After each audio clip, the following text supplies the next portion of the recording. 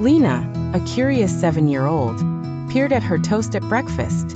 "What's inside bread?" she wondered. Suddenly, a tiny sparkle flickered on the crust. She leaned closer, whoosh. A golden whirlwind sucked her in. Lena tumbled through a tunnel of swirling flour. "I'm shrinking," she gasped. When she landed, she stood on a bouncy, doughy ground, inside her toast.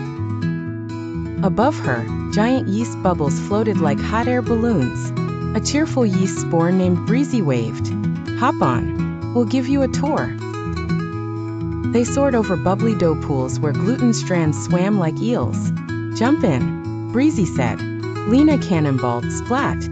It was like bouncing on a trampoline. Next, they slid down glistening salt crystals into a cave. Tiny salt fairies who seasoned the bread giggled and sprinkled Lena with magic salt dust. "Now you'll never taste bland." A roaring sound. Before them, a molten cheese waterfall oozed deliciously. Lena broke off a cheesy stalactite and munched. Best snack ever. Suddenly, slimy green mold spores slithered from the shadows. "Leave our bread world," they hissed. Breezy trembled. They turned bread stale. Lena grabbed a crispy toast sword, broken crust, and the salt fairies armed themselves with pepper dust bombs. Battle on. They fought off the mold, sizzle. With the help of a garlic butter dragon, Lena's lunch spread come to life. Boom. The ground rumbled. The oven volcano, where the bread was baked, erupted with cinnamon lava.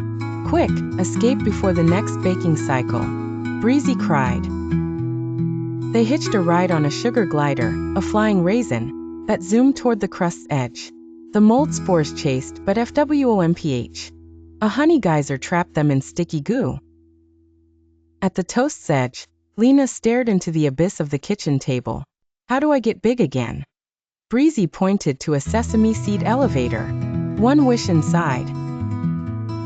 Lena squeezed into the seed and whispered, "I wish to go home. And to always remember tiny friends." Pop! She shot upward. "Lena, stop daydreaming," Mom said. Lena blinked. She was holding her toast, now cold. But, was that a tiny cheese stain on her finger? That afternoon, Lena left a crumb on her windowsill. At night, she swore she heard tiny laughter and saw yeast balloons drifting under the moon. Lena started the Tiny World Explorers Club with her toys. They left offerings, crumbs, honey drops, and drew maps of the Toast Kingdom. Every breakfast became a new expedition. One day, yogurt volcanoes. Next, honeycomb labyrinths. Because the tiniest worlds hold the biggest wonders.